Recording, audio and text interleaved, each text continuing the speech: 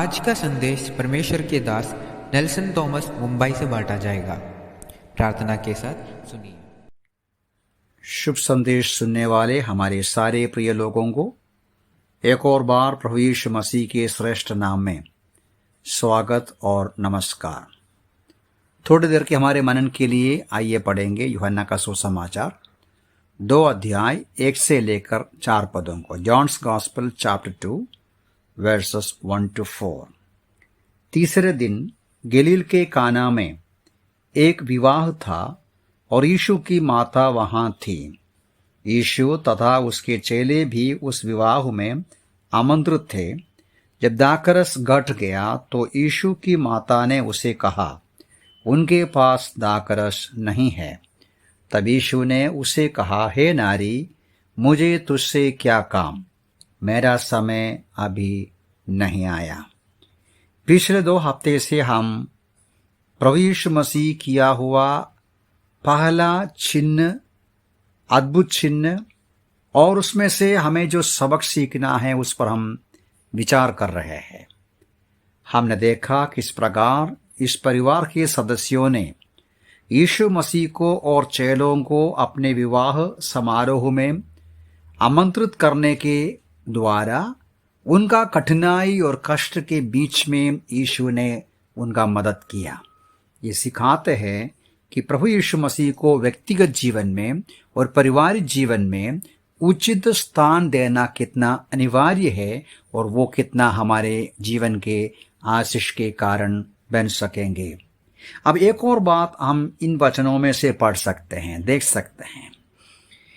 मरियम या मेरी जब घर के अंदर या विवाह के भोजन के बीच में जब दाखरस घट गई, वो जो सच्चाई को समझते हुए मरियम तुरंत यीशु मसीह के पास पहुंचा। बोलती है, उनके पास दाखरस नहीं है। मरियम क्यों ऐसा बोला? किस वजह से मरियम यीशु की माता ने उसको ये बात कहा कि उनके पास दाखरस नहीं है? कुछ लोग सोचते हैं कि यीशु मसीह को बोल रहा था कि यहाँ दाखरस खत्म हो गया, आप अपने चेलों को लेकर जाइए। नहीं, ऐसा नहीं। यहाँ से समझ सकते हैं प्रभु यीशु मसीह का माता पिछले 30 सालों से अपने बच्चे को, अपने बेटा यीशु को बहुत करीब से वो पहचान लिया। मरियम जानती है ये परमेश्वर का पुत्र है।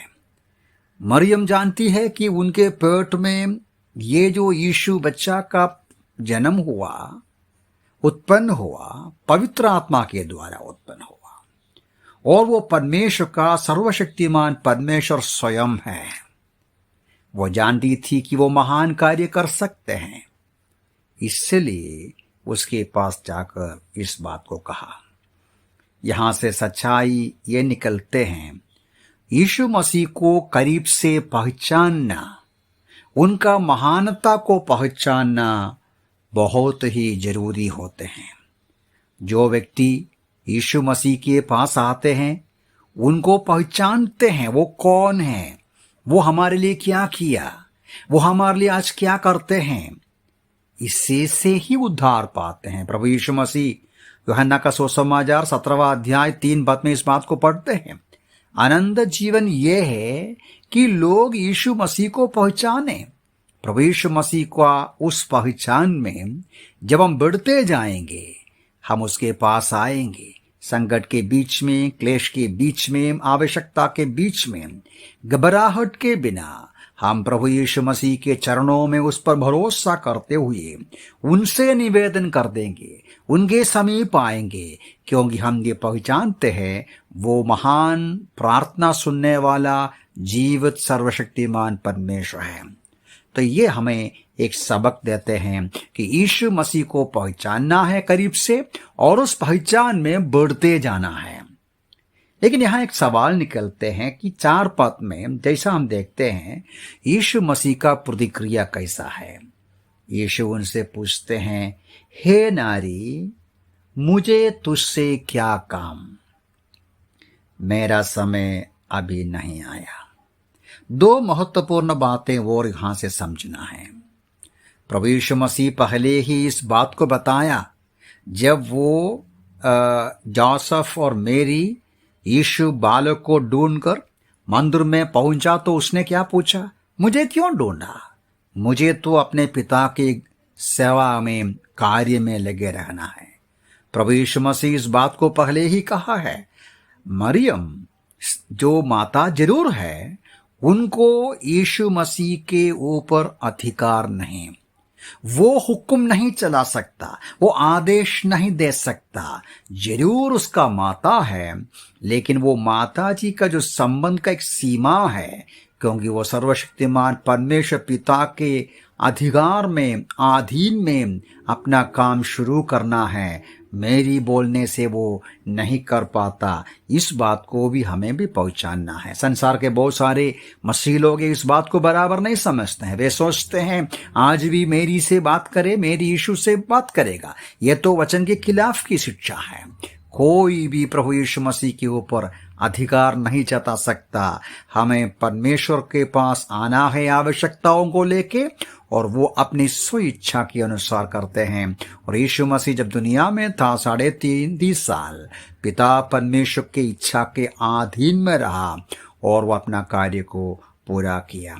और उसके बाद यीशु कहते हैं, हे नारी, मुझे तुझसे क्या काम, मेरा समय अभी नहीं आया।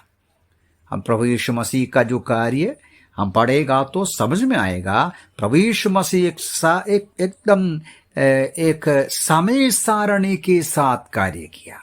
बार बार यीशु बोलते हैं, मेरा समय आया नहीं।